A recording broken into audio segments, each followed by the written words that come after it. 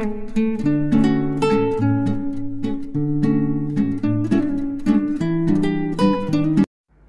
বন্ধুরা, আবারও একটা নতুন দিন, নতুন সকাল। আর আবারও আমি গরম গরম চা বিস্কুট নিয়ে সকালবেলা বসে পড়েছি মি টাইম কাটাতে।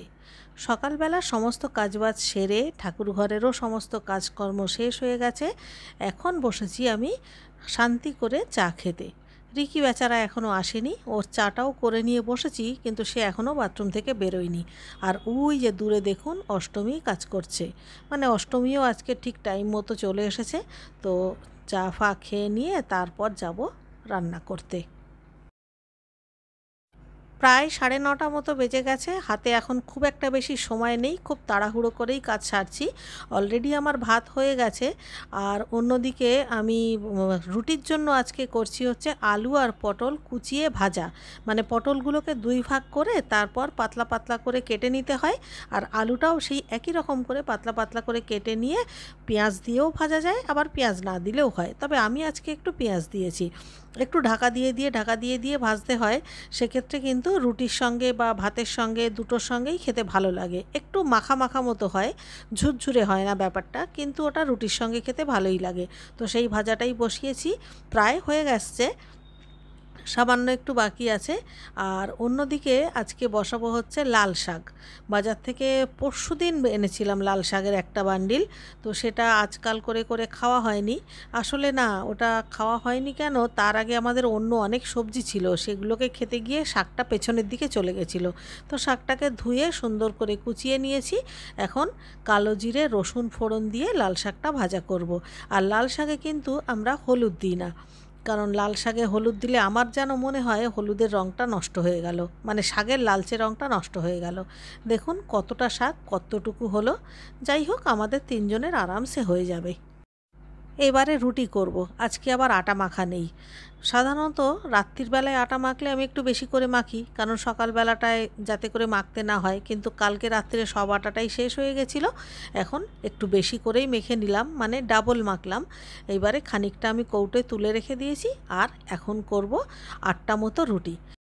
কারণ আজকে পরিমলদাকে, মানে আমাদের ড্রাইভারকে, 2টো রুটি দিতে হবে।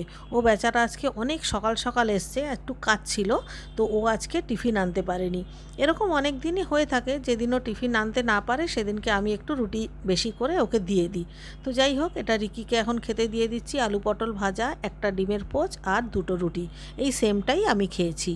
হ্যালো বন্ধুরা, গুড মর্নিং। কেমন আছেন সবাই? আমার আরও একটি নতুন ব্লগে আপনাদের স্বাগত জানাই। এতক্ষণ পরে আপনাদের সামনে আসবার সময় হলো। সকালবেলার ব্রেকফাস্ট এই মাত্র শেষ করলাম, মানে আমার নিজেরও খাওয়া হয়ে গেছে, সবারই খাওয়া হয়ে গেছে। এখন চলে এলাম দ্বিতীয় পর্যায়ে রান্না করতে। আর আজকে রান্না করব হচ্ছে, আজকে রান্না করব 2 মিশালি মাছ।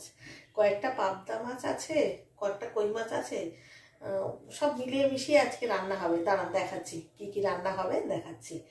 তো কি বলে, সকাল থেকে ওয়েদারটা খুবই বাজে। একবার বৃষ্টি হচ্ছে, একবার রোদ হচ্ছে, একবার বৃষ্টি হচ্ছে, একবার রোদ্দুর হচ্ছে। সকালবেলায় রোদ্দুর থেকে সব জামা কাপড় বাইরে মেলে দিয়েছিলাম, তারপরে হঠাৎ করে আবার বৃষ্টি শুরু হলো। ছুটতে ছুটতে গিয়ে সব জামা কাপড় নিয়ে এসে ডাই করে রেখে দিয়েছি, আর মেলতে যাইনি। এখন আবার রোদ্দুর উঠেছে বাইরে, কিন্তু আমি আর মেলতে যাইনি। আর আমি সময়ও পাইনি ওগুলো ভেতরে মেলবার। একটু পরে গিয়ে এবারে মেলবো। এখানে রান্নাটা শুরু করে দিই, তারপর গিয়ে মেলবো। কতবার আর উপর নিচ করবো। ছুটতে ছুটতে যাওয়া, ছুটতে ছুটতে আসা। ভাবলাম থাক, আর নিচে যাব না। আর অল্প অল্প শুকিয়েছে, ঘরে মেলে দেবো। চলুন রান্নাটা সেরে নিই। এখন বসালাম ঝিঙে আলুর তরকারি। পোস্ত নয়, ঝিঙে আলুর তরকারি করব কয়েকটা চিংড়ি দিয়ে। এটা দুপুরবেলার জন্য নয়, এটা রাতের জন্যই করব মেনলি, মানে রাত্রে খাওয়া হবে, কিন্তু এখনই করে রাখছি। ঝিঙেগুলো দেখলাম একটু শুকনো শুকনো মতো হয়ে গেছে, তো ঝিঙে আলু দিয়ে চিংড়ি দিয়ে করব। তাতে কি তরকারিটা একটু রসা রসা মতো রাখতে পারবো। সেক্ষেত্রে রুটি দিয়ে বা ভাত দিয়ে, দুটো দিয়েই খেতে ভালো লাগবে। তো এখানে আমি আলু আর চিংড়িটা একটু ভাজা করে নিলাম। এইবারে কেটে রাখা ঝিঙেগুলোকে দিয়ে দিলাম। আর এই রান্নাতে কোনো মশলা লাগে না, এটা আপনারা সবাই জানেন, সুতরাং এর রেসিপি মানে আলাদা করে দেওয়া মানেই একটা হাস্যকর ব্যাপার। যাই হোক, অন্যদিকে এখানে দেখুন আমি একটু জল বসিয়েছি, আর এই হচ্ছে ট্যাংরা মাছ। পাবদা মাছের আইডিয়া ক্যান্সেল করে আজ রান্না করব ট্যাংরা মাছ। এদিকে ঝিঙে আলুর তরকারিটা হয়ে গেছে, তো এটাকে আমি নামিয়ে দিলাম, আর এই যে ট্যাংরা মাছ ভাজতে দিয়েছি। আসলে ট্যাংরা মাছগুলো না একদম জ্যান্ত, আজকে সকালেই নেওয়া হয়েছে। তো ভাবলাম পাবদা মাছটা তো এমনিতেই 2 দিন ফ্রিজে আছে, তো আর একদিন থাকুক। আর ট্যাংরা মাছটা যেহেতু জ্যান্ত, এটাকে আর শুধু শুধু কেন বরফের করি, সেই জন্য মাছগুলোকে বসিয়ে দিলাম। আদা, টমেটো, কাঁচা লঙ্কা দিয়ে ভালো করে একটু কষিয়ে নিয়ে তারপর জল দেব। দিয়ে জলটা যখন ফুটে উঠবে তখন মাছগুলোকে দিয়ে দেব। এই রান্নাতে আলু দেব না, কারণ মাছগুলো খুব ছোট ছোট, তো সেই জন্যে আলুটা দিলে মাছের মানে ঝোলের স্বাদটা একটু কমে যাবে। অল্প অল্প ঝোল করব, তাতে খেতে ভালো হবে। এদিকে আজ সকালে আমার একটা পার্সেল এসছে, সেইটাকে নিয়ে এখন রিকি পড়েছে। ওইটাকেও এক্ষুনি খুলবে। আমি যত বলছি যে ওটা এখন খুলিস না, কারণ ওটাকে যখন আমি ওপেন করব তখন আমি একটু ভিডিও করব, কিন্তু কে কার কথা শোনে, ওর হচ্ছে এখনই ওটা খুলতে হবে। আর কি আর হবে, এখনকার ছেলেমেয়েদের কোনো ধৈর্য সহ্য বলে কিছু নেই। ওরা যখন যেটা দেখবে তখনই সেটা করবে। আমাদের বাবা এরকম ছিল না। তো যাই হোক, কী আর করবে, আমি বললাম তুই তোর মতো খোল, খোলা টোলা হয়ে যাক, তারপরে আমি পরে গিয়েই দেখব। আমি যখন ভিডিও করতেই পারছি না, তখন আর আমার ওখানে গিয়ে লাভটা কি? তুই করে নে, মানে তুই ওপেন করে নে, তারপর আমি পরে গিয়ে দেখছি।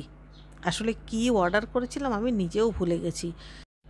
এটা সম্ভবত লরিয়েলের হেয়ার কালার। আমি যে হেয়ার কালারটা ব্যবহার করি 316 বার্গেন্ডি, ওটা। কারণ ওই হেয়ার কালারটা না ইদানিং ধরে পাওয়া যাচ্ছে না। মানে আমি যে দোকান থেকে সব মালপত্র নেই, উনি বললেন একদম বাজারে পাওয়া যাচ্ছে না, আপনি বরং অনলাইন থেকে নিয়ে নিন। সেই জন্য আমি অনলাইনে অর্ডার করেছিলাম। আর এদিকে দেখুন আমার ট্যাংরা মাছের ঝাল কিন্তু একদম হয়ে গেছে। একটু গরম মশলার গুঁড়ো দিলাম, দিয়ে এবারে নাড়াচাড়া করে নামিয়ে দেব। একটু ধনেপাতা ওপর থেকে ছিটিয়ে দিতে পারলে ভালো হতো, কিন্তু ধনেপাতার এখন যা দাম, তার মধ্যে এই বর্ষাতে আজকে যদি কিনে নিয়ে আসি আজকেই ব্যবহার করতে হবে, না হলে কিন্তু পচে যাবে, সেই জন্য আর কিনি না। ওহো, আপনাদের তো একটা জিনিস দেখানোই হয়নি। এই দেখুন একটা জেট প্ল্যান্ট আমি লাগিয়েছি, এই সবেই বসানো হয়েছে। এটা সোনাদের বাড়ি থেকে সোনা দিয়েছে, সোনাদের বাড়িতে অনেকটা হয়েছিল, সোনা দিয়েছে। এই একটা ডাল আর একটা আছে, এই যে এই আর একটা ডাল। আর এখানে তো সেই ইয়েগুলো বসিয়েছিলাম, এখনও ফুল ফোটেনি, জানি না কবে ফুটবে। এই দেখুন সমস্ত রান্না বান্না টেবিলে নিয়ে চলে এসেছি। এবারে একটু রেস্ট করব, আর সেই সঙ্গে আজকের এই ছোট্ট ভিডিওটা এখানেই শেষ করছি। দেখা হচ্ছে পরবর্তী ভিডিওতে। টাটা।